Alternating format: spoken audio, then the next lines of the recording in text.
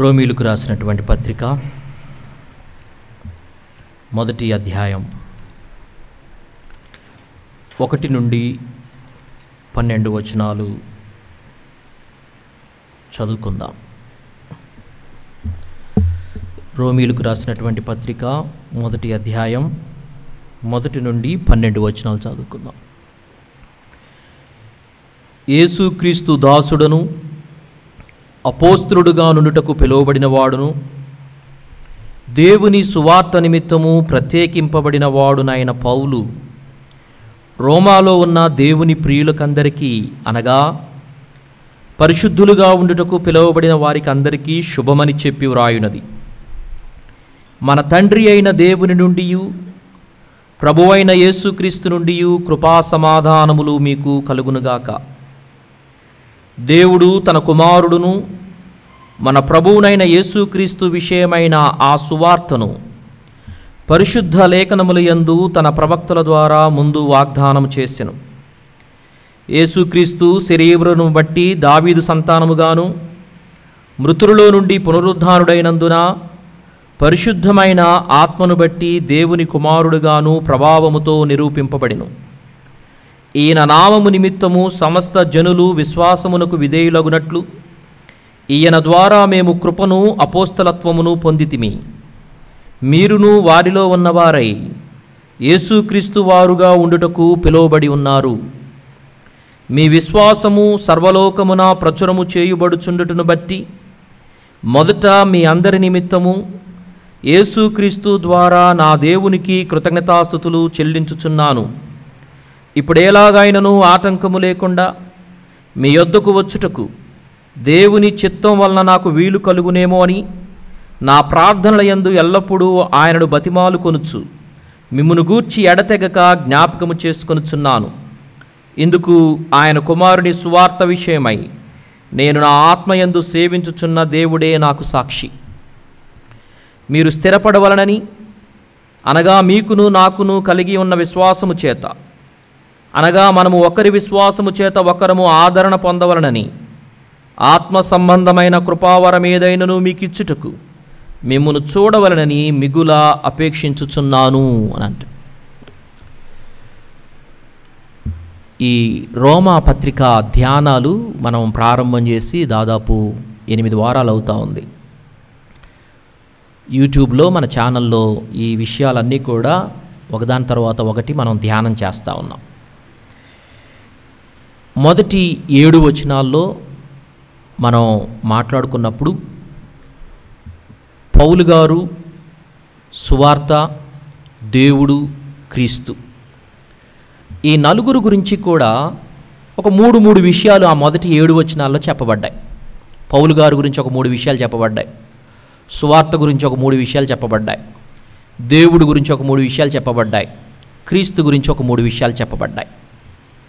ఆ తర్వాత కృపా సమాధానాలు మీకు కలుగునుగాక అన్నప్పుడు సమాధానం ఎలా కలుగుతుంది, సమాధానం లేనటువంటి స్థితిలో మనం ఎందుకున్నాం, ఆ సమాధానం ఎలా కలిగింది, ఆ సంబంధం ఎలా ఏర్పడింది, దానిలో కృప యొక్క పాత్ర ఏంటి అనేటువంటి విషయాలు కూడా ఈ మొదటి భాగంలో, మొదటి అధ్యాయం మొదటి 7 వచనాల్లో మనం నేర్చుకోవడం జరిగింది.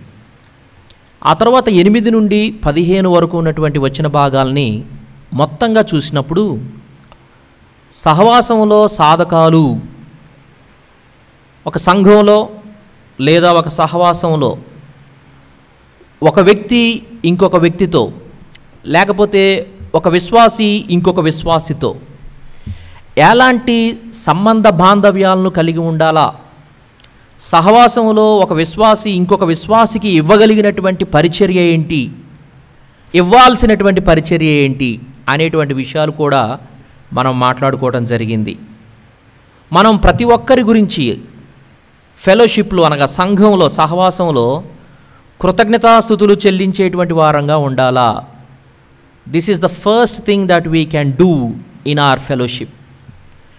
సహవాసం గురించి ఎప్పుడూ కూడా దేవా మాకు ఇచ్చినటువంటి ఈ సహవాసాన్ని బట్టి, ఈ సంఘాన్ని బట్టి, ఈ సంబంధ బాంధవ్యాలను బట్టి నీకు కృతజ్ఞతాస్తుతులు చెల్లిస్తూ ఉన్నామని చెప్పి ఎల్లప్పుడూ మన ప్రార్థనల్లో దేవునికి థ్యాంక్స్ చెప్తూ ఉండాలా. ఇది ఎల్లప్పుడూ మన జీవితాల్లో ఒక విశ్వాసిలో ఉండాల్సినటువంటి విషయం. కారణం ఏంటంటే దేవుడు మనల్ని రక్షించిన తర్వాత కేవలం మనల్ని విడిచిపెట్టకుండా మనల్ని సంఘంలో నాడతాడు. క్రీస్తు శరీరంలో పాలిభాగస్తులుగా మనల్ని చేస్తాడు. కారణం ఏంటంటే మనం పరిశుద్ధతలో ఎదగాలన్నా, లేకపోతే ఈ లోకంలో ఉన్నటువంటి దుర్నీతిలో నుండి మనం బయటపడాలన్నా, బలపడాలన్నా, ధైర్యపడాలన్నా మనకు సహవాసం యొక్క సహాయం చాలా అవసరం. We need the help of fellowship. చాలామంది మనలో ఈ సహవాసంలో ఉండేటువంటి సహాయాన్ని పొందుకోవడంలో వెనకబడిపోయి ఉన్నారేమో అనిపిస్తూ ఉంటుంది. మనం ఒకరికొకరం ప్రార్థన చేసుకోవడం, ఒకరికొకరం మన యొక్క భారాలను పంచుకోవడం, ఆ భారాల్లో ఒకరికొకరం మనం చెయ్యి వేసి సహాయం చేయడం, లేవనెత్తడం, సంఘము అన్నప్పుడు దేవుడు కోరుకుంటున్నటువంటి విషయాలు ఇవి. కానీ చిన్న చిన్న సంఘాలలో ఇది కొంచెం సాధ్యమయ్యేటువంటి విషయం. కొన్ని పెద్ద సంఘాలలో అంతగా సాధ్యం కాని విషయంగా కనబడే అవకాశం ఉంది. కానీ చిన్న సంఘమైన పెద్ద సంఘమైన సంఘము అన్నప్పుడు, సహవాసము అన్నప్పుడు ఈ విషయాలు ఖచ్చితంగా జరగవలసిందే. సో కాబట్టి దేవుడు నాకు ఇచ్చినటువంటి సంఘాన్ని బట్టి, సహవాసాన్ని బట్టి ప్రతిదినం, అనుదినం, అనుక్షణం నేను కృతజ్ఞతాపూర్వకమైనటువంటి హృదయాన్ని కలిగి ఉండాలా. నేను దేవునికి వందనాలు చెల్లిస్తూ ఉండాలా. నాకు ఇచ్చిన సహవాసాన్ని బట్టి నీకు స్తోత్రమయ్యా అని చెబుతూ ఉండాలా. అదే అంటూ ఉంటాడు, నేను కృతజ్ఞతాస్తుతులు చెల్లిస్తూ ఉన్నాను మీ గురించి అని అంటాడు అనమాట. రెండోది, ఎడతెగక ప్రార్థన చేసేటువంటి వారమే ఉండాలా. సహవాసంలో మనం ఏం చేయగలుగుతాం? నా తోటి విశ్వాసికి, లేకపోతే నేను హాజరవుతున్నటువంటి సంఘంలో ఉన్నటువంటి విశ్వాసుల గురించి వాళ్ళు నాకు తెలియచ్చు, తెలియకపోవచ్చు. కానీ నేనేం చేయగలను వాళ్ళకి అని అంటే వారి గురించి నేను ప్రార్థన చేయగలను. ఒకవేళ తెలిసినటువంటి వ్యక్తులైతే వారి గురించి ఇంకొంచెం భారంగా ప్రార్థన చేయగలను.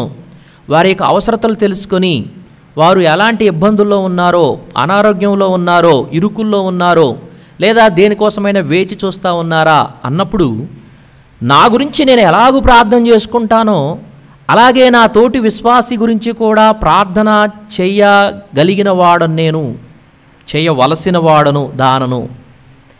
That is fellowship. సంఘం అంటే అదే. మనం క్రీస్తు శరీరము అని మన గురించి మనం మాట్లాడుకుంటా ఉన్నప్పుడు చాలా సందర్భాల్లో ఎప్పుడూ చెప్పుకునేటువంటి ఉదాహరణ అయినప్పటికీ కూడా ఒక చెయ్యికి బాధ కలిగితే ఆ చెయ్యి వరకే ఆ బాధ ఉంటుందా అంటే కాదు. శరీరం మొత్తం కూడా ఇబ్బంది పడతా ఉంది, శరీరం మొత్తం కూడా బాధ నొందుతూ ఉంది. కాబట్టి సంఘములో, సహవాసంలో యూజువల్గా పాస్టర్ గారి గురించి భారంగా ప్రార్థన చేస్తారు, లేదా కొంచెం తెలిసినటువంటి వారి గురించి భారంగా ప్రార్థన చేస్తారు. కొంతమంది గురించి మనకి కొన్ని విషయాలు తెలియవు అసలు. వాళ్ళు వస్తూ ఉంటారు, పోతూ ఉంటారు, సంఘానికి ఆరాధనలకు హాజరవుతూ ఉంటారు. కానీ వారి వ్యక్తిగత జీవితాల్లో, వారి కుటుంబ జీవితాల్లో అసలు ఏం జరుగుతూ ఉందో మనలో చాలామంది తెలియదు. తెలుసుకోవాలా, ఏం చేయగలగాల, తెలుసుకొని కనీసం ప్రార్థన చేయగలగాల, భారంగా వారి కోసం మొరపెట్టాలా, భారంగా వారి కోసం కన్నీరు కార్చాలా, ఎడతెగక ప్రార్థించుట, సహవాసంలో, సంఘములో ఎడతెగక ప్రార్థించుట, నా తోటి విశ్వాసి కోసం ప్రార్థన చేయడం, నా గురించి, నా కుటుంబాన్ని గురించి ఎంత భారంతో నేను ప్రార్థన చేసుకుంటానో, నా గురించి, నా పిల్లల గురించి ఎంత భారంగా నేను ఉపవాసాలుండి ప్రార్థన చేస్తానో, నా తోటి విశ్వాసి యొక్క పిల్లల గురించి కూడా నేను ఉపవాసం ఉండగలగాల, నా తోటి విశ్వాసుల యొక్క కుటుంబాన్ని గురించి కూడా నేను ఉపవాసం ఉండి భారంతో ప్రార్థన చేయగలగాల. ఇది సంఘం, ఇది సహవాసం. సహవాసంలో ఒక విశ్వాసి ఇంకొక విశ్వాసి కోసం, లేకపోతే తోటి విశ్వాసుల కోసం చేయగలిగినటువంటి మొదటిది కృతజ్ఞతాస్తుతులు చెల్లించుట, రెండవది ఎడతెగక ప్రార్థన చేయటం, మూడో విషయం ఏంటంటే వారితో ఉండడానికి ఇష్టపడటం. సహవాసంలో ఎప్పుడూ కూడా కలిసి ఉండడం, లేకపోతే ఒక వ్యక్తి దగ్గర కొంత సమయం గడపడం చాలా ప్రాముఖ్యమైనటువంటి విషయం ఇది. ఈ రోజుల్లో మనం ఎదుర్కొంటున్నటువంటి సమస్యల్లో అతిపెద్ద సమస్య ఏంటంటే మనం వ్యక్తులతో సమయం గడపలేకపోవడం. కొన్నిసార్లు మన సొంత భార్యలతోనే, భర్తలతోనే సమయం గడపలేకపోవడం, మన పిల్లలతోనే సమయం గడపలేకపోవడం. We are becoming more busy in these days. ఎంత బిజీ అయిపోతా ఉన్నామయ్యానంటే ఈ మాట చెప్పనియండి, కొన్నిసార్లు నేను నాతో కూడా కలుసుకోలేనంత బిజీ, నా గురించి నేను కూడా ఆలోచించుకోలేనంత బిజీ. అసలు నా జీవితంలో కొన్నిసార్లు అబ్బాయి జర్మీ తిన్నావా అని అంటే తిన్నానా, తిన్నాను అనుకుంటా అనేటువంటి పరిస్థితి. ఎందుకు ఇలా అయిపోతూ ఉన్నాం? We are disconnecting with our selves, we are disconnecting with people, we are disconnecting with fellow believers. But that is not the meaning of the church, that is not the fellowship what God intended. దేవుడు కోరుకున్నటువంటి సహవాసం అది కాదు. దేవుడు కోరుకున్నటువంటి సంఘము అని ఆయన మాట్లాడుతూ ఉన్నప్పుడు మనం సహవాసంలో ఉండుటకు ఇష్టపడవలసినటువంటి వారం. అన్న రూమ్లో ఉన్నారు, మీరు వెళ్ళండి. అక్కడ సహవాసంలో ఉండడానికి ఇష్టపడటం, వారి గురించి కృతజ్ఞతాస్తుతులు చెల్లించటం, ఎడతెగక ప్రార్థన చేయడం, వారితో ఉండడానికి ఇష్టపడటం. ఈ రోజుల్లో చాలామంది తన బాధను ఒకవేళ చెప్పుకుంటే వినడానికి ఎవరైనా ఉన్నారా అని వెతుక్కోవలసినటువంటి పరిస్థితి వస్తూ ఉంది. ఒకవేళ నేను కూర్చొని మాట్లాడితే నన్నుగా అర్థం చేసుకోగలిగినటువంటి వారు ఉన్నారా అని చూసుకుంటే తన చుట్టుపక్కల వాతావరణంలో ఎవరూ లేరు అనేటువంటి భావన కనిపిస్తూ ఉంది. ఈ రోజుల్లో యవనస్తులు కానివ్వండి, టీన్ పిల్లలు కానివ్వండి, even in the families they are looking for people who can sit with them and who can listen. చాలా సందర్భాల్లో వినడం ఈ రోజుల్లో చాలా కష్టమైపోయింది. వింటేనే కదా మనం ఎవరికైనా ఏదైనా సహాయం చేయగలుగుతాం. వినకుండా ఉంటే ఎలా సహాయం చేయగలుగుతాం? సో పౌలు గారు ఏం చేస్తూ ఉన్నాడా అంటే, మీతో ఉండాలని నాకు ఇష్టంగా ఉందాయా, I want to meet you face to face. నేను పత్రిక రాస్తా ఉన్నాను, that is fine, but I want to be with you face to face. నేను మీతో ఉండాలా, నేను మిమ్మల్ని నేరుగా మీ ముఖాముఖిగా మిమ్మల్ని చూడాలనుకుంటా ఉన్నానని అంటున్నాడు అనమాట. స్థిరపరచటం, ఈరోజు మాట్లాడుకుంటాం దీని గురించి. స్థిరపరచడం అంటే ఏంటో మాట్లాడుకుంటాం. సంఘంలో సహవాసంలో విశ్వాసుల మధ్య ఉండాల్సినటువంటి పరిచర్య ఏంటంటే, ఒక విశ్వాసి ఇంకొక విశ్వాసిని స్థిరపరుస్తూ ఉండాలా, ఒక విశ్వాసి ఇంకొక విశ్వాసిని విశ్వాసములో స్థిరపరుస్తూ ఉండాలా, జీవితంలో స్థిరపరుస్తూ ఉండాలా. చాలా సందర్భాల్లో మన చుట్టూ మన ముందే వాళ్ళు తిరుగుతూ ఉంటారు, ఎదుగుతూ ఉంటారు. కానీ మన యవనస్తులు కానీ, మన పిల్లలు కానీ, లేదా కొంతమంది కుటుంబీకులు కానీ అసలు వాళ్ళ జీవితాల్లో ఏం జరుగుతూ ఉందో మనకెవరికి తెలియదు. ఇందాక నుంచి మనం ఇదే మాట్లాడుకుంటా ఉన్నాం. ఒక యవనస్తుడు 5 సంవత్సరాల నుంచి కూడా నా ముందు అలానే కనపడతా ఉన్నాడు. నేను ఎప్పుడైనా కలిసి, అబ్బాయ్ అసలు ఏం జరుగుతూ ఉంది నీ జీవితంలో, ఏం చదువుతూ ఉన్నావు, ఎక్కడ ఆగిపోయావు, ఎందుకు ఆగిపోయావు, ఎందుకని నువ్వు గెట్ ఆన్ కాలేకపోతా ఉన్నావు, why you are not able to overcome this, is there anything that I can help you, ఒకవేళ నేను నీకు ఏదైనా సహాయం చేయాలా, ఏదైనా కోచింగ్ పంపించాలా, ఏదైనా ఇన్ఫర్మేషన్ నీకు కావాలా. ఇలాంటి వాతావరణం సహవాసంలో ఇవ్వగలగాల. కొన్నిసార్లు ఇచ్చేటువంటి వారు ఉంటారు, తీసుకునేటువంటి వారు అంత తొందరగా తీసుకోరు. ఇదొక సమస్య ఉంటుంది. కారణం ఏంటంటే వాళ్ళు అంత ఓపెన్గా వాళ్ళ జీవితాన్ని గురించి చెప్పడానికి ఇష్టపడరు, అవమానం ఫీల్ అవుతారు, లేకపోతే నన్ను తక్కువగా చూస్తారేమో అనేటువంటి ఇబ్బంది పడతారు. కానీ సంఘం ఎందుకు, సహవాసం ఎందుకు అని అంటే, బైబిల్ గ్రంథంలో మనం పత్రికల్లో చాలా స్పష్టంగా చూస్తూ ఉన్నప్పుడు సంఘంలో సహవాసంలో ఎవరైనా ఒక వ్యక్తి, ఎవరైనా ఒక కుటుంబం తక్కువలో ఉంటే, ఆపదలో ఉంటే, ఇరుకులో ఉంటే, అవసరతలో ఉంటే వాళ్ళందరినీ కూడా ఉద్ధరించినటువంటి సహవాసం మనకు బైబిల్ గ్రంథంలో కనపడతా ఉంటుంది. ఆదరించుట, పరిచర్య జరిగించాలా. ఇదిగో నా విశ్వాసం ద్వారా మీ విశ్వాసాన్ని, మీ విశ్వాసం ద్వారా నా విశ్వాసాన్ని ఒకరినొకరం ఆదరించుకుందాం అని మాట్లాడుతూ ఉంటాడు. పరిచర్య చేయాలా, ఏదైనా కృపావరం మీకు ఇవ్వాలనుకుంటా ఉన్నాను, I want to do something, anything, ministry, నేను మిమ్మల్ని మీకోసం ఏదైనా పరిచర్య చేయాలనుకుంటా ఉన్నాను అని అంటాడు. భేదాలు లేకుండా ఉండాలి అనేటువంటి విషయం, సువార్తే ధ్యేయంగా పనిచేసేటువంటి విశ్వాస జీవితం. 8వ వచనం నుండి 15వ వచనం వరకు రోమపత్రికలో 1వ అధ్యాయంలో సహవాసంలో లేదా విశ్వాసుల మధ్య ఉండవలసిన విషయాలు ఒక 8 పౌలు గారు మాట్లాడడం మనం చూస్తూ ఉన్నాం. ఇవన్నీ కూడా మన యూట్యూబ్ ఛానల్లో సపరేట్ సెషన్స్ ఉన్నాయి, మీరు గమనించవచ్చు. అక్కడ నేను రీక్యాప్ చేస్తూ ముందుకు వెళ్తూ ఉన్నాను. అక్కడ ఏమంటాడయ్యానంటే ఒక వచనంలో, మీ విశ్వాసము సర్వలోకమున ప్రచురము చేయబడుచుండుటను బట్టి మొదట మీ అందరి నిమిత్తము యేసుక్రీస్తు ద్వారా నా దేవునికి కృతజ్ఞతాస్తుతులు చెల్లిస్తున్నాను అని అంటాడు. విశ్వాసము అనేటువంటి మాట, సర్వలోకమున అనేటువంటి మాట, ఈ రెండు మాటలు మనం గమనించాం ఆ రోజున. ఫెయిత్, పిస్టిస్ అనేటువంటి గ్రీక్ పదం వాడబడింది. విశ్వాస్యత, ఫెయిత్ఫుల్నెస్ అనేటువంటి పదంతో చెప్పబడింది. వారి విశ్వాసం గురించి మాట్లాడుతూ ఉన్నప్పుడు పౌలు గారు, it is not theoretical faith he's talking about the practical Christian life what those people are leading in those days. వాళ్ళ దినాల్లో వాళ్ళు క్రియాశీలకంగా వాళ్ళ విశ్వాస్యత జీవితాన్ని ఎలా జీవిస్తూ ఉన్నారో దాని గురించి మాట్లాడుతూ ఉన్నాడు. వాళ్ళ విశ్వాసం సర్వలోకంలో ప్రచురం చేయబడిందంట. సర్వలోకము అని మాట్లాడినప్పుడు కాస్మాస్ అనేటువంటి ఒక గ్రీక్ పదం వాడబడింది. కాస్మాస్ అంటే అర్థం ఏంటంటే ఆర్డర్లీ అరేంజ్డ్ సిస్టమ్ అని అర్థం అనమాట. సిస్టమ్స్. కాస్మాస్ అనేటువంటి పదం, లోకము అనేటువంటి పదం మాట్లాడుతూ ఉన్నప్పుడు యాక్చువల్గా పౌలు గారు దేని గురించి మాట్లాడుతూ ఉన్నాడంటే సిస్టమ్స్ గురించి మాట్లాడుతూ ఉన్నాడు.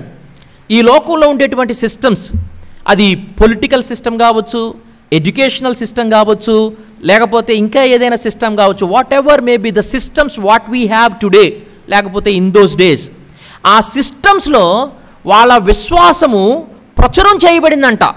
ఇది ఎట్లా సాధ్యం అని అంటే, ఒక క్రైస్తవుడు లేకపోతే ఆనాటి రోమా సంఘంలో ఉన్నటువంటి విశ్వాసులు వాళ్ళు ఎక్కడెక్కడ పనిచేస్తూ ఉన్నారో, అనగా రాజుగారి దగ్గర పనిచేసేటువంటి వారు కొంతమంది ఉండొచ్చు, లేదా సైనిక బృందంలో పనిచేసేటువంటి వారు కొంతమంది ఉండొచ్చు, లేదా వ్యాపార రంగంలో ఉన్నటువంటి వారు కొంతమంది ఉండొచ్చు, లేదా పన్నులు వసూలు చేసేటువంటి పనుల్లో కొంతమంది ఉండొచ్చు, యజమానులుగా కొంతమంది ఉండొచ్చు, సేవకులుగా కొంతమంది ఉండొచ్చు.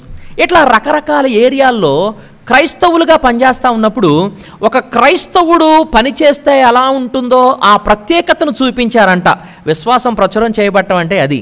ఈ రోజుల్లో అక్కడ నుండి ఒకవేళ మనం పాఠం తీసుకుంటే, wear ever we are working in our companies, in our offices, as Christians, what is the difference that we are making? What is the divergent life that we are showing or portraying? చాలా చాలా అవసరమైనటువంటి విషయం. Paul is testifying about Roman believers. వాళ్ళ విశ్వాసాన్ని గురించి మాట్లాడుతూ ఉన్నప్పుడు, వాళ్ళ క్రియాశీలకమైనటువంటి విశ్వాస జీవితాన్ని గురించి మాట్లాడుతూ ఉన్నప్పుడు, వాళ్ళు ఆ దినాల్లో ఏ ఏ రంగాల్లో పనిచేశారో, ఎక్కడెక్కడ పనిచేశారో, అక్కడ ఒక క్రైస్తవుడు పనిచేస్తే ఎలా ఉంటుందో ఆ ప్రత్యేకతను చూపించారంట. That's how we should be in these days also. ఒకవేళ మనం టీచర్లుగా పనిచేస్తూ ఉన్నామా, ఒకవేళ మనం మేనేజర్లుగా పనిచేస్తూ ఉన్నామా, ఒకవేళ మనం హాస్పిటల్స్లో పనిచేస్తూ ఉన్నామా, ఒకవేళ బ్యాంకింగ్ రంగంలో పనిచేస్తూ ఉన్నామా, ఐటీ ప్రొఫెషనల్స్గా ఉన్నామా, హెచ్ఆర్ డిపార్ట్మెంట్లో ఉన్నామా, whatever may be the profession or the area we are working, if we claiming that we are Christians, మనం ఒకవేళ క్రైస్తవులం అయితే మనకి మన చుట్టూ ఉన్నటువంటి వారికి పనిచేసేటువంటి విషయంలో, ప్రతిస్పందించేటువంటి విషయంలో, కాన్ఫ్లిక్ట్స్ రేజ్ అయినప్పుడు, లేదా ఏదైనా ఒక విషయం ముందుకు వచ్చినప్పుడు మనం చూసేటువంటి విధానం, మనం స్పందించేటువంటి విధానం, మనం పనిచేసేటువంటి విధానంలో ఏదైనా మార్పును చూపించగలుగుతా ఉన్నామా, ఏదైనా విషయాన్ని మనం చూపించగలుగుతా ఉన్నామా? మననే యవనస్తులు ఎవరో మాట్లాడుతూ ఉన్నారు. ఒక దగ్గర రాంగ్ ప్లేస్లో పార్కింగ్ చేశారంట. రాంగ్ ప్లేస్లో పార్కింగ్ చేస్తే అక్కడ ఉన్నటువంటి యజమానులు అక్కడ ఉన్నటువంటి బండ్లన్నిటికీ కూడా గాలి తీసేశారంట. కానీ కొన్ని బండ్లకు మాత్రం గాలి తీయలేదంట. కారణం ఏంటంటే ఆ బండ్ల మీద సిలువో లేకపోతే ఏదైనా వాక్యమో రాసిందంట. వచ్చిన తర్వాత చెప్తున్నారంట, బాబు ఈ బండ్ల మీద సిలువ ఉంది కాబట్టి, వాక్యం ఉంది కాబట్టి మేము గాలి తీయలేదు. వినటానికి బాగానే ఉంది, కానీ ఒక క్రైస్తవుడిగా మిగతా బండ్లన్నిటికీ గాలి తీసేశాడుగా. అది ఎంత విచిత్రం చూడండి. నీ బండి మీద సిలువ ఉంది కాబట్టి నేను గాలి తీయలేదు, గొప్ప విషయమే. మరి పక్కన ఉన్నోడి బండి మీద నువ్వు చూపించినటువంటి నీ క్రైస్తవ మాదిరేంటి? కాబట్టి మనం ఎక్కడ పనిచేస్తూ ఉన్నాం, ఎక్కడ ఉన్నాం, మన విశ్వాసము, ద ఫెయిత్ఫుల్ లైవ్స్, మనం ఎలాంటి డిఫరెన్షియేషన్ మనం చూపిస్తూ ఉన్నాం అనేది చాలా చాలా ప్రాముఖ్యమైనటువంటి విషయం. ఈవెన్ ఒక ఎపిసోడ్ అంతా కూడా మనం దీని గురించే మాట్లాడుకున్నాం. You can check it out in YouTube channel. నా దేవుడు అని అంటూ ఉన్నాడు పౌలు గారు. నా దేవుడు చాలా చాలా పర్సనలైజ్ చేసుకొని మాట్లాడుతూ ఉన్నాడు పౌలు గారు. నా దేవునికి కృతజ్ఞతాస్తుతులు చెల్లిస్తూ ఉన్నాను అని అంటాడు. నా దేవునికి అనొచ్చు కదా, అనలా. ఏమంటా ఉన్నాడు ఆయన అంటే నా దేవునికి అని అంటా ఉన్నాడు. చాలా పర్సనల్గా వ్యక్తిగతంగా చేసుకొని పౌలు గారు మాట్లాడటం మనం చూస్తూ ఉన్నాం.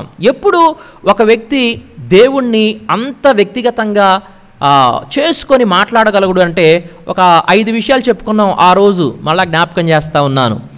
దేవుని మనస్సును పూర్తిగా అర్థం చేసుకున్నటువంటి వ్యక్తిగా ఒకవేళ మనం ఉంటే అప్పుడు నాకు దేవునికి సంబంధం ఏంటో నాకు అర్థమయ్యేటువంటి అవకాశం ఉంది. దేవుని యొక్క విమోచన ఆశీర్వాదాన్ని స్పష్టంగా అనుభవిస్తున్నటువంటి వ్యక్తిగా ఒకవేళ మనం ఉంటే, దేవుడు నన్ను ఎంత ఘోరమైన పాపిగా నేను ఉన్నప్పుడు నన్ను క్షమించాడో, తన కృపను ఎంతగా నా మీద కృమ్మరించాడో, నాకుగా నేను పరిశుద్ధతను చేకూర్చుకోలేని పరిస్థితుల్లో నేను ఉన్నప్పుడు, నేను నరకానికి ఎడవబడతా ఉన్నప్పుడు ఆయన విమోచన నాకు ఎలాంటి ఆశీర్వాదాన్ని తీసుకొని వచ్చిందో అది నాకు స్పష్టంగా అర్థమయ్యి అనుభవిస్తూ ఉన్నప్పుడు I can relate with God so personally. I can have that intimate relationship with God so personally. నా దేవుడు ఆయన వ్యక్తి. దేవుడి గురించి మాట్లాడుతూ ఉన్నప్పుడు ఆయన వ్యక్తిత్వం కలిగినటువంటి వాడిగా బైబిల్ గ్రంథంలో చెప్పబడ్డాడు. అదేదో మాయాస్వరూపం కాదు. ఆయన ఏదో అర్థం చేసుకోలేని, వినలేని, చూడలేని, కనలేనటువంటి వాడు కాదు ఆయన. He can understand us very well. ఆయన మనల్ని చాలా బాగా అర్థం చేసుకోగలిగినటువంటి వ్యక్తి. ఆయన మనల్ని మన పరిస్థితుల్లోనే మనల్ని అంగీకరించగలిగినటువంటి వ్యక్తి. మనం ఎలాంటి పరిస్థితుల్లో ఉన్నా ఆయన ఆ పరిస్థితుల్లో గుండా క్రీస్తు ఈ లోకంలో ఉన్నప్పుడు వెళ్ళినటువంటి వ్యక్తి. ఒకవేళ నేను అది అర్థం చేసుకోగలిగినటువంటి స్థితిలో ఉంటే I can have that intimate relationship with God. నా దేవుడు అని నేను చెప్పుకోగలను. ఏదేను లాంటి వాతావరణాన్ని అనుదినం ఆస్వాదిస్తున్నటువంటి వ్యక్తి అంటే అర్థం ఏంటాయనంటే, ఏదేనులో ఎలాగైతే ఆదాము అవ్వలతో దేవుడు ఉదయము సాయంత్రం వచ్చి వాళ్ళతో సహవాసం చేస్తూ, వాళ్ళతో మాట్లాడుతూ, వాళ్ళతో సంభాషిస్తూ, వాళ్ళతో నవ్వుతూ, వాళ్ళతో నడుస్తూ ఉన్నాడో, the same kind of experience that we can also have in these days. వాక్యంతో సమయం గడపడం వల్ల, ప్రార్థనలో సమయం గడపడం వల్ల, సహవాసంలో సమయం గడపడం వల్ల, పరిచర్యలో పాలిభాగస్తులు అవ్వడం వల్ల, every minute that I can enjoy God, every minute that I can have that intimate relationship with God and I can enjoy the sweetness of God's fellowship. ఏదేను లాంటి వాతావరణాన్ని అనుదినం ఆస్వాదిస్తున్నటువంటి వ్యక్తిగా ఉన్నప్పుడు, వాక్యపు శక్తిని అణువణువున ఆలింగనం చేసుకున్నటువంటి వ్యక్తిగా ఉన్నప్పుడు, వాక్యంలో శక్తి ఉంది కదండి. ఈ వాక్యం మాట్లాడుతూ ఉంటే కొన్నిసార్లు ఏడ్చేస్తూ ఉంటాం. ఎందుకు? ఈ వాక్యం మాట్లాడుతూ ఉంటే కొన్నిసార్లు గుండెల్లో గుబులైపోతూ ఉంటుంది. ఎందుకు? ఈ వాక్యం మాట్లాడుతూ ఉంటే ఎక్కడ లేని బలం వచ్చేస్తుంది. లేసేసిగా తయారై వెళ్ళిపోతాం బయటికి, అప్పటిదాకా ముసుకేసుకొని కూర్చుంటాం. ఎందుకు? కారణం ఏంటంటే there is power in the word of God. There is power in the word of God. చాలా స్పష్టంగా ఆ శక్తి మనలో పనిచేస్తూ ఉంటుంది. ఆ శక్తి నా హృదయాన్ని నేరుగా తాగుతూ ఉంటుంది. నా ఆలోచనలను నేరుగా ప్రశ్నిస్తూ ఉంటుంది. నన్నుగా చూపించి నేనేంటో ఆయనలో ఉంటే నేనేం చేయగలనో నన్ను బ్రతికిస్తూ ఉంటుంది, నన్ను ముందుకు నడిపిస్తూ ఉంటుంది. అలాంటి శక్తిని నేను అణువణువున ఆలింగనం చేసుకున్నటువంటి వాడిని అయితే I can also say my God, my God. Paul గారు చెప్పినట్టుగా నా దేవుడు అని నేను చెప్పగలను. ప్రభువు రాక కోసం ఆశతో ఎదురు చూస్తున్నటువంటి వ్యక్తి మనం అందరం కూడా దేవుని రాకడ కోసం ఆయనను ఎదుర్కొనేటువంటి వారంగా ఉన్నామా లేదా అని ఎల్లప్పుడూ సరిచూసుకుంటూ ఎదురు చూసేటువంటి వారంగా ఉన్నప్పుడు, పౌలు ఏ విధంగా ఆయనైతే దేవునితో ఇంటిమేట్ రిలేషన్షిప్ కలిగి ఉన్నాడో మనం కూడా అలాంటి ఇంటిమేట్ రిలేషన్షిప్ కలిగి ఉండడానికి అవకాశం ఉంది. యేసుక్రీస్తు ద్వారా అని మాట్లాడుతూ ఉన్నాడు. ఇది కూడా చాలా ప్రాముఖ్యమైనటువంటి విషయంగా మనం మాట్లాడుకున్నాం. యేసుక్రీస్తు ద్వారా, క్రైస్ట్ సెంటర్డ్ లైఫ్. ఆయన అంటాడు గలతీయులకు రాసినటువంటి పత్రికలో, నేను క్రీస్తుతో కూడా సిలువ వేయబడి ఉన్నాను, ఇకను జీవించువాడను నేను కాను, క్రీస్తే నాయందు జీవించుచున్నాడు. నేనిప్పుడు శరీరమందు జీవించుచున్న జీవితము నన్ను ప్రేమించి నా కొరకు తన్ను తాను అప్పగించుకున్న దేవుని కుమారుని అందలి విశ్వాసం వలన జీవించున్నాను. ప్రతి లైన్లో, ప్రతి మాటలో పౌలుది ఏమీ లేదు అక్కడ. Completely surrendered life. Completely surrendered life అని మళ్ళా చెప్పనయ్యండి. అంటే మాట్లాడుతున్నాను కాబట్టి నేనేదో గొప్పని కాదు, ఇదంతా సాధించేశానని కాదు, కానీ నాతో కలుపుకొని నేను చెప్తా ఉన్నా, మనం ఈ పర్టికులర్ పొజిషన్లోనికి రావాల్సినటువంటి వారం. చాలా సందర్భాల్లో ఈ కంప్లీట్ సరెండర్నెస్ మనం మిస్ అయిపోతూ ఉంటాం. దేవునికి సంపూర్ణంగా సమర్పించుకున్నటువంటి జీవితం.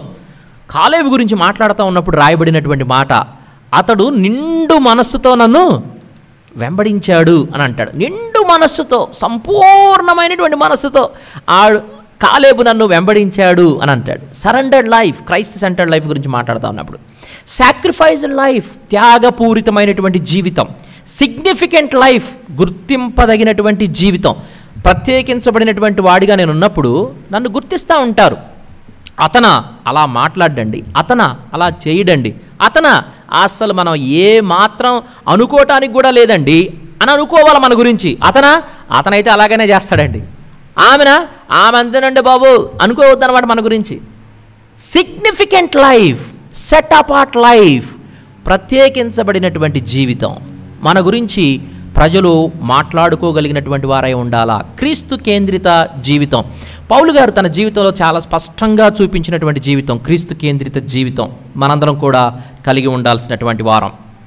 దేవుని చిత్తం గురించి లాస్ట్ ఎపిసోడ్లో మాట్లాడుకున్నాం. దేవుని చిత్తం, పౌలు గారు దేవుని చిత్తము అనేటువంటి అంశానికి తన జీవితంలో ఇచ్చినటువంటి ప్రాముఖ్యత. బైబిల్లో దేవుని చిత్తాన్ని గురించి వివరించినటువంటి విధానం గురించి మాట్లాడుకున్నాం. దేవుని యొక్క సార్వభౌమాధికార చిత్తం, గాడ్స్ సావరీన్ విల్, దేవుని యొక్క సంపూర్ణ చిత్తం, గాడ్స్ పర్ఫెక్ట్ విల్, దేవుడు అనుమతించినటువంటి చిత్తం, గాడ్ అలోడ్ విల్, దేవుడు అనుమతించినటువంటి చిత్తం. అలాగే చివరిగా ప్రభువు జీవితంలో దేవుని చిత్తాన్ని, ఎందుకంటే మనకు అన్నిటికీ మాదిరి యేసు ప్రభువే కాబట్టి అసలు యేసు ప్రభు దేవుని చిత్తానికి ఎలాంటి విలువనిచ్చాడు, యేసు ప్రభు తన జీవితంలో దేవుని చిత్తాన్ని ఎలా నెరవేర్చాడు అనేటువంటి విషయాలు దేవుని చిత్తము అనేటువంటి అంశంలో మనం మాట్లాడుకోవడం జరిగింది.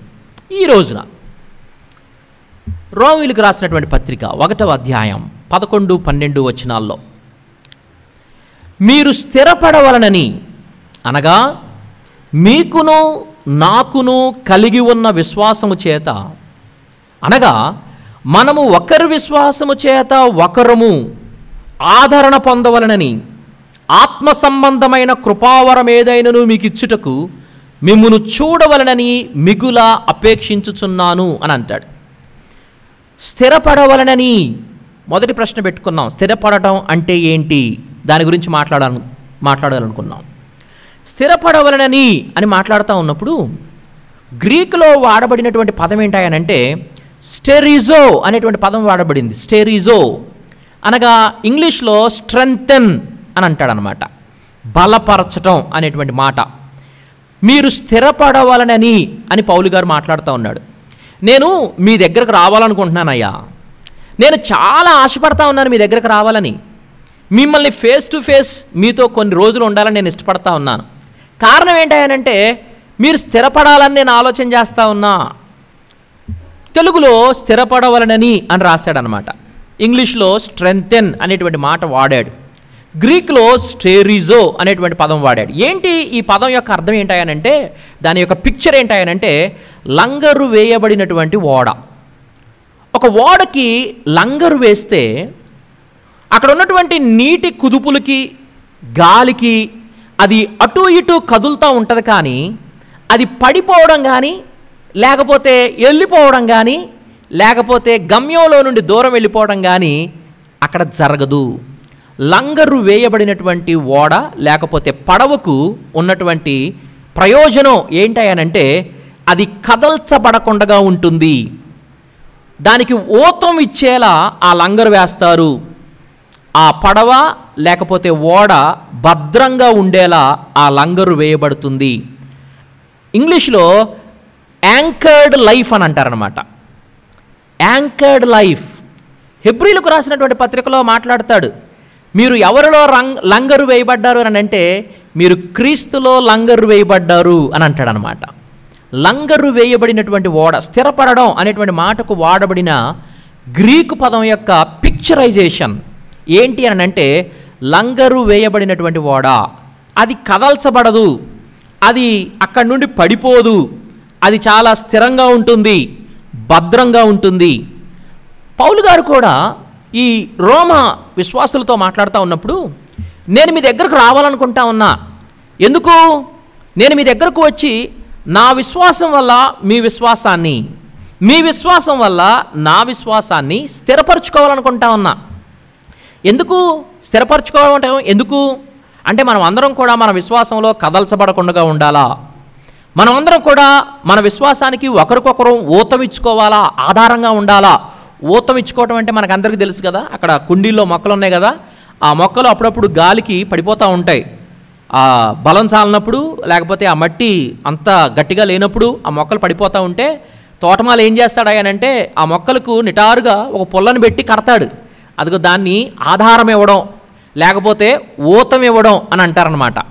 అలాగా మనం అందరం కూడా మన విశ్వాసంలో పడిపోకుండా, అలాగే మనం అందరం కూడా మన విశ్వాసంలో కదల్చబడకుండా, అటు ఇటు కొట్టుకొని పోకుండా, లంగరు వేయకుండా పడవను పెట్టేశారనుకోండి, ఒకవేళ దాన్ని ఎవరు చూసుకోకపోతే, ఎవరు నడిపించేటువంటి వారు అక్కడ లేకపోతే ఆ నీళ్లు ఆ ప్రవాహానికి అది కొట్టుకొని పోతూ ఉంటుంది, వెళ్ళిపోతూ ఉంటుంది, దానికి ఒక గమ్యం ఉండదు. అలాగే మన విశ్వాస జీవితాలు కూడా స్థిరంగా ఉండాలి అనంటే, స్థిరపడవలను అనంటే, కదల్చబడకుండా ఉండాలి అనంటే, ఊతమిచ్చేలా ఉండాలి అంటే, భద్రంగా ఉండాలి అనంటే లంగరు వేయాలా. అది ఎలా అనంటే, ఇదిగో నా విశ్వాసం ద్వారా మీ విశ్వాసాన్ని, మీ విశ్వాసం ద్వారా నా విశ్వాసాన్ని, మనందరం మన సహవాసంలో ఒకరికొకరం మనం పని చేసుకోవడం ద్వారా, పరిచర్య చేసుకోవడం ద్వారా ఇది సాధ్యం అని అంటా ఉన్నాడు. అసలు మన విశ్వాసం బలహీనపడేటువంటి కారణాలు ఒక 10 చెప్తా, మీ ముందుకు తీసుకొని వస్తా ఉన్నా. What are the things that weakens our faith? మన విశ్వాసాన్ని బలహీనపరిచేటువంటి విషయాలు ఒక 10 మీ ముందుకు తీసుకొని వస్తా. చాలా ఉంటాయి, ఒక 10 తీసుకొని వస్తా ఉన్నా. ఒకటేంటాయనంటే అపనమ్మకం. అపనమ్మకం చూడండి, బైబిల్ తెరుద్దాం. యాకోబు రాసినటువంటి పత్రిక 1వ అధ్యాయం 6వ వచనంలో ఈ మాట రాస్తా ఉన్నాడు చూడండి. మీలో ఎవరికైనాను జ్ఞానం కొదువుగా ఉన్న ఎడల అతడు దేవుని అడగవలెను, అప్పుడు అది అతనికి అనుగ్రహింపబడును. ఆయన ఎవరిని గద్దింపక అందరికీ ధారాళముగా దయచేయువాడు. అయితే అతడు ఏమాత్రము సందేహింపక విశ్వాసముతో అడగవలను. సందేహించువాడు గాలి చేత రేపబడి ఎగిరిపడు సముద్ర తరంగమును పోలియుండును. మనం మాట్లాడుకుంటున్నటువంటి పిక్చరే ఇక్కడ కూడా మాట్లాడుతూ ఉంటాడు. సందేహం ఉందా? ఒకవేళ నువ్వు దేవుణ్ణి అడుగుతున్నటువంటి విషయాల్లో, ఒకవేళ దేవునికి నీకు ఉన్నటువంటి సంబంధ బాంధవ్యంలో, ఆయన శక్తి విషయంలో నీకు సందేహం ఉందా? ఆయన విశ్వాస్యత విషయంలో, ఫెయిత్ఫుల్నెస్ ఆఫ్ గాడ్ విషయంలో నీకు ఏమైనా అపనమ్మకం ఉందా? ఒకవేళ నువ్వు నమ్మలేకపోతా ఉన్నావా అని అంటే ఒక అవకాశం ఉంది. ఏంటి అని అంటే అటు ఇటు కొట్టుకొని పోయేటువంటి అవకాశం ఉంది, గాలి చేత రేపపడి ఎగిరిపడేటువంటి అవకాశం ఉంది. అలా కాకుండా నువ్వు స్థిరంగా ఉండాలా, అలా కాకుండా నువ్వు కదల్చబడకుండా ఉండాలా. మన విశ్వాసాన్ని బలహీనపరిచేటువంటి విషయాల్లో మొట్టమొదటిది ఏంటాయనంటే అపనమ్మకం, సందేహించటం, దేవుని అందలి విశ్వాసం లేకపోవడం, దేవుని యొక్క శక్తిని బట్టి మనం నమ్మకం ఉంచలేకపోవడం. ఒకవేళ అది మన జీవితంలో ఉంటే మనం విశ్వాసంలో బలహీనంగా ఉంటాం. రెండవ కారణం ఏంటంటే భయము మరియు చింత. మార్కు సువార్త 4వ అధ్యాయం 40వ వచనంలో మనం చూస్తూ ఉంటే అక్కడ సన్నివేశం మనకు తెలుసు. ప్రభువారు శిష్యులు పడవలో ఉన్నారు, గాలి రేగింది, తుఫాను వచ్చింది, ప్రభువారు అమరమున నిద్రపోతూ ఉన్నారు. వీళ్ళందరూ కూడా అల్లకల్లోలం అయిపోతూ ఉన్నారు, భయపడిపోతూ ఉన్నారు. అయ్యా నీకు చింత లేదా అంటే చింత ఎవరికి ఉంది? ఇక్కడ వీళ్ళకుంది. వీళ్ళు భయపడిపోతూ ఉన్నారు వాళ్ళు. ప్రభువు లేచి అంటా ఉన్నాడు, అక్కడ మాట్లాడుతున్న మాటలు మనకు అందరికీ తెలుసు. జీవితంలో ఎప్పుడైనా ఒడుదుడుకులు, జీవితంలో ఎప్పుడైనా అల్లకల్లోలం, గందరగోళం, తుఫాను లాంటి పరిస్థితుల్లో, ఒకవేళ చింత కలిగేటువంటి పరిస్థితుల్లో నువ్వు ఆ చింతనే, ఆ భయాన్నే ఒకవేళ కొనసాగిస్తూ ఉంటే విశ్వాసంలో బలహీనపడిపోతాం. మూడో కారణం దేవుని వాక్యాన్ని నిర్లక్ష్యం చేయడం. రోమీలకు రాసిన పత్రిక 10వ అధ్యాయం 17వ వచనంలో వినుట వలన విశ్వాసము కలుగునని అంటాడు. మనం విశ్వాసంలో ఎదగాలి అని అంటే ఎప్పటికప్పుడు మనం వాక్యాన్ని వింటూ ఉండాలా, వాక్యాన్ని చదువుతూ ఉండాలా, వాక్యాన్ని ధ్యానం చేస్తూ ఉండాలా. వాక్యంలో చెప్పబడినటువంటి విషయాలు, భక్తుల జీవితాలు, చారిత్రక గాథలు, దేవుడు డీల్ చేస్తున్నటువంటి విధానం ఒకదాని తర్వాత ఒకటి ఏం చేస్తూ ఉంటాయి అని అంటే విశ్వాసాన్ని పెంపొందింపజేస్తూ ఉంటాయి, విశ్వాసంలో ఎదిగింపచేస్తూ ఉంటాయి, విశ్వాసంతో కూడినటువంటి జీవితం జీవించడానికి సహాయాన్ని చేస్తూ ఉంటాయి. ఒకవేళ మనం దేవుని వాక్యం నిర్లక్ష్యం చేసినటువంటి వారమైతే, if you don't have the habit of reading Bible in our regular day to day life, in a particular time, in a particular place, ఒకవేళ అలాంటి సంబంధం లేకపోయినట్లయితే మనం విశ్వాసంలో బలహీన పడిపోతాం. కొంతమంది విశ్వాసంలో చాలా బలంగా ఉంటారు. ఒకసారి నేను, పాస్టర్ గారు, మా ఇద్దరి కుటుంబాల విషయంలో పిల్లలు అనారోగ్యంగా ఉన్నప్పుడు, లేకపోతే వాళ్ళు బలహీనంగా ఉన్నప్పుడు ఇద్దరం ఇక్కడ కూర్చొని ప్రార్థన చేసుకుంటా ఉన్నాం, ఒకరికొకరం ప్రార్థన చేసుకుంటా ఉన్నాం. చాలా దిగాలుగా ఉన్నాం, చాలా గందరగోళంగా ఉన్నాం, ఏంటి ఒకదాని తర్వాత ఒకటి వస్తూ ఉంది ఏంటి అని చెప్పేసి. ఈ లోపల ఒక ఆవిడ వచ్చింది మా దగ్గరికి, సడన్గా వచ్చింది. అయ్యా మీరిద్దరు ఇక్కడే ఉన్నారా, మీ ఇద్దరితో కొన్ని విషయాలు మాట్లాడదాం అనుకుంటున్నా అని చెప్పి. ఆమెకి చదువు తక్కువ, ఆమెకు అసలు వాక్యం కూడా చాలా తక్కువ, కానీ ఎట్లాంటి మాటలు మాట్లాడింది అయ్యానంటే మళ్ళా మేమిద్దరం ఇంకెప్పుడు కూడా బలహీన పడకుండా ఉండేటువంటి మాటలు మాట్లాడి వెళ్ళిపోయింది. That's how. ఎట్లా సాధ్యం ఇది? దేవుని వాక్యాన్ని నిర్లక్ష్యం చేసేటువంటి వ్యక్తిగా తాను లేదు. తనకు చదువే రాలేదు, కానీ ఆదికాండం నుండి ప్రకటన గ్రంథం దాకా ఎన్ని విషయాలు మాట్లాడుతూ ఉందో. If you also have that connection with the word of God, you will also grow in the faith. విశ్వాసంలో మనం ఎదుగుతాం. ఎందుకు మనం అప్పుడప్పుడు ఆయా విషయాలకు గలిబిలైపోతూ ఉన్నాం, గందరగోళం అయిపోతూ ఉన్నాం, ఏం జరుగుద్దా అనేటువంటి ఆందోళనలోకి వెళ్ళిపోతూ ఉన్నాం, చింత కలిగి ఉంటా ఉన్నాం అని అంటే somehow somewhere we disconnected with the word of God. దేవుని వాక్యంతో మనం ఎక్కడో డిస్కనెక్ట్ అయిపోయామేమో ఆలోచించుకోవాల్సినటువంటి వారు. సహవాసాన్ని నిర్లక్ష్యం చేయొద్దు. హెబ్రీయులకు రాసినటువంటి పత్రిక 10వ అధ్యాయం 25వ వచనంలో ఇదిగో మీరు కూడుకొనుటకు వచ్చుటకు మానుకోవద్దు అని అంటాడు. సహవాసాన్ని నిర్లక్ష్యం చేయొద్దు. ఎందుకు? మనం ఇందాక నుంచి అదే మాట్లాడుకుంటా ఉన్నాం. సహవాసంలో ఏముంటుంది అని అంటే మనం కొంచెం దిగాలుగా కనబడితే ఎవరో ఒకళ్ళు వచ్చి, ఏంటి బ్రదర్ కొంచెం దిగాలుగా ఉన్నారు, ఏమన్నా బాధలో ఉన్నారా, ఏమైనా కష్టంలో ఉన్నారా, ఏమైనా ఇబ్బందిలో ఉన్నారా, ఇరుకులో ఉన్నారా, ఏమైనా ప్రార్థన చేద్దామా, రండి కోసేపు కూర్చుందాం, రండి టీ తాగుదాం, రండి నడుద్దాం, రండి చెప్పండి ఏమన్నా బాధ ఉంటే. These are the benefits we have in the fellowship. సహవాసంలో మనకి ఈ బెనిఫిట్స్ ఉన్నాయి, ఈ ప్రయోజనాలు ఉన్నాయి.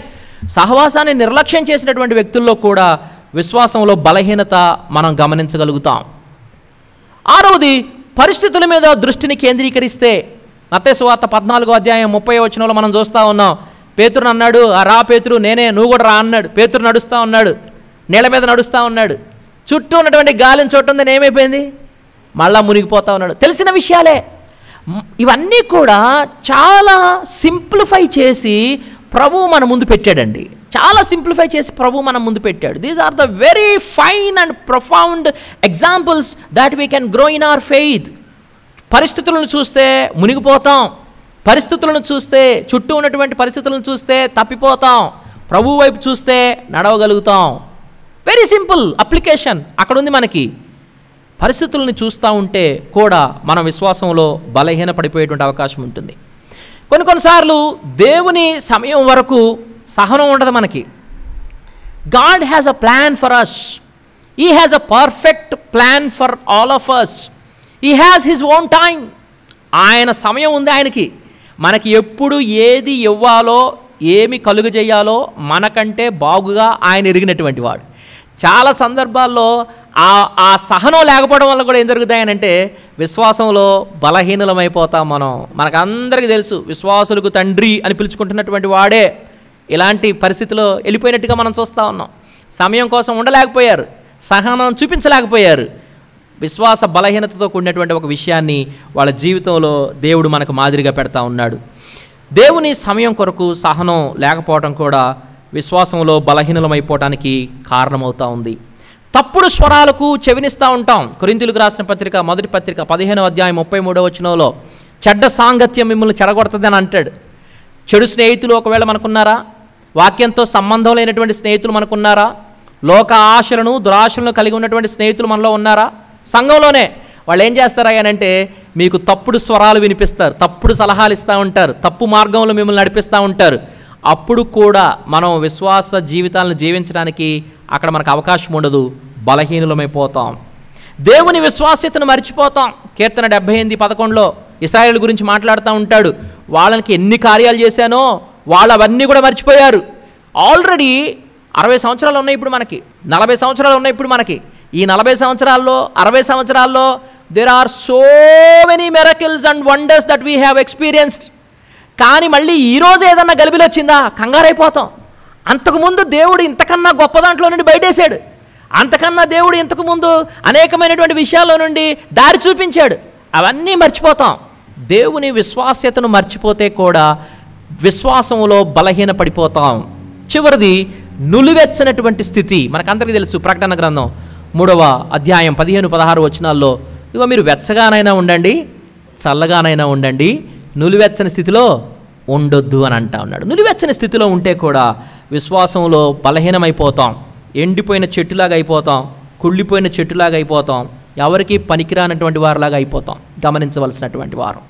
మనల్ని విశ్వాసంలో బలహీనపరిచేటువంటి విషయాలు ఇవి. అందుకోసమనే పౌలు గారు ఏం మాట్లాడుతూ ఉన్నాడంటే, ఇన్ని రకాలుగా, ఇన్ని విధాలుగా, ఇన్ని కారణాలను బట్టి there are so many reasons around us that they can weaken our faith.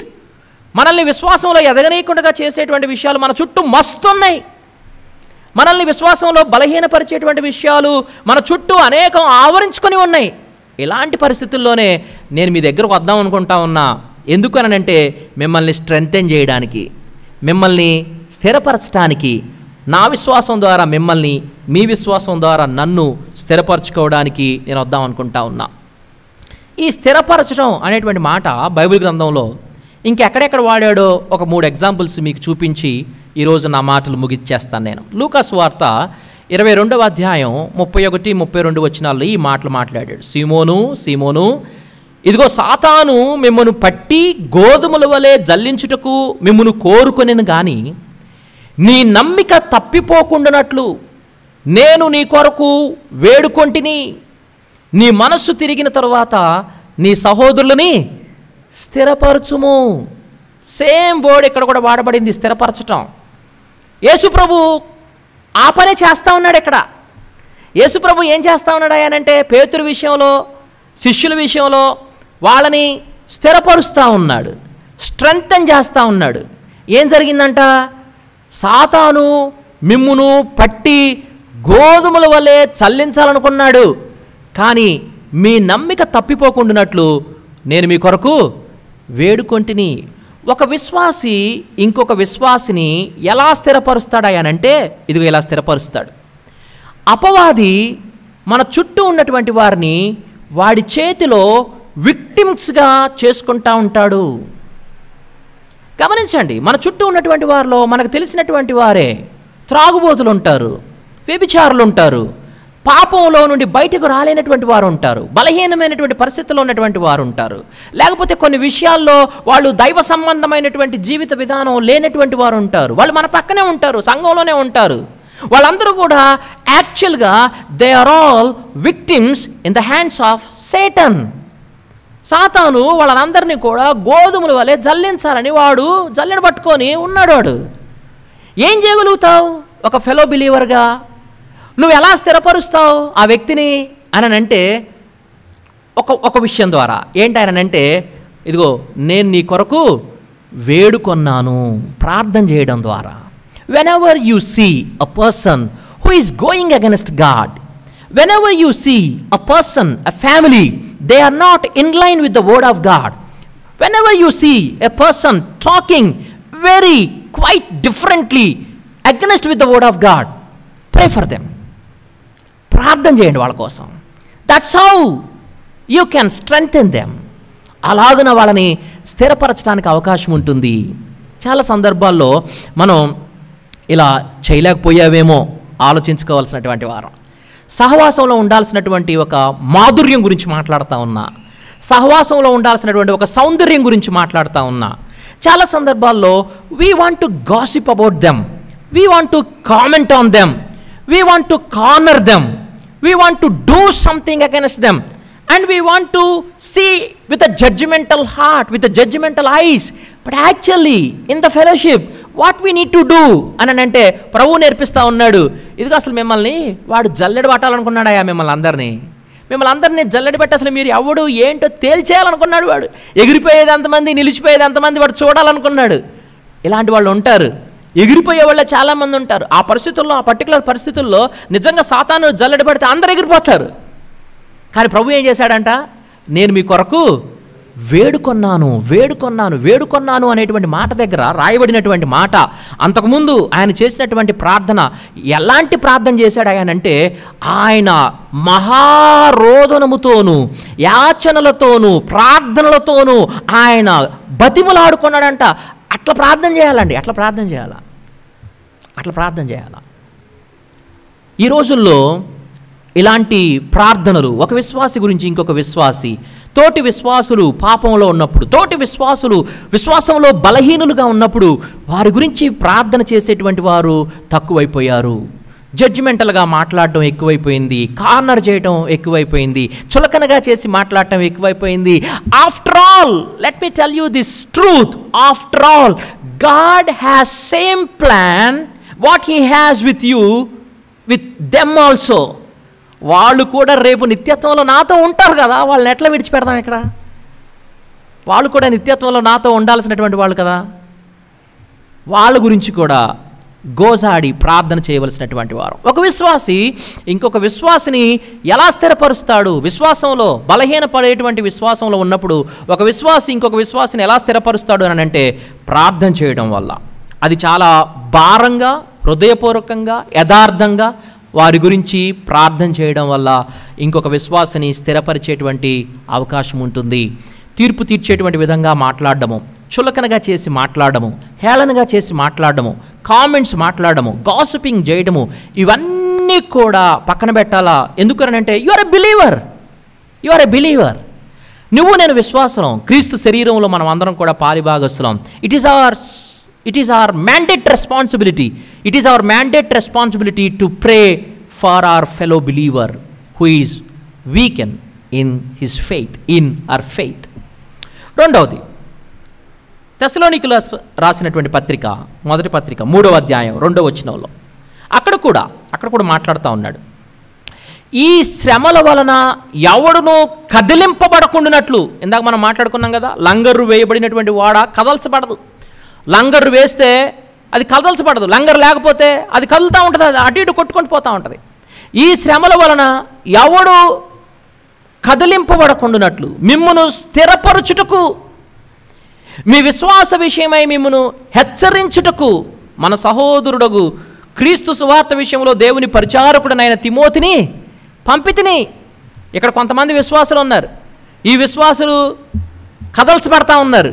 ఈ విశ్వాసులు బలహీనపడిపోతూ ఉన్నారు విశ్వాసంలో. దేనివల్లనంటే శ్రమల వలన, వాళ్ళ జీవితంలో వచ్చేటువంటి శ్రమల వల్ల, వాళ్ళ జీవితంలో వచ్చేటువంటి శోధనల వల్ల వాళ్ళు కదిల్చబడతా ఉన్నారు, విశ్వాసంలో బలహీనులైపోతూ ఉన్నారు. వాళ్ళని స్థిరపరచడానికి పౌలు గారు ఏం చేశాడంట, ఒక సహోదరుని పంపించాడంట. మిమ్మల్ని స్థిరపరచుటకు ఏం చేస్తూ ఉన్నాడు ఆ సహోదరుడు? వెళ్ళి హెచ్చరిస్తూ ఉన్నాడు. ఇది రెండో విషయం అండి. ఒక విశ్వాసిని వాళ్ళు విశ్వాసంలో బలహీనపడుతూ ఉన్నప్పుడు ఏం చేసి మనం వాళ్ళని స్ట్రెంథెన్ చేయగలుగుతాం, ఏం చేసి మనం వాళ్ళని స్థిరపరచగలుగుతాం అని అంటే, ఒకటి ప్రార్థన చేయడం ద్వారా, రెండవది హెచ్చరించుట ద్వారా.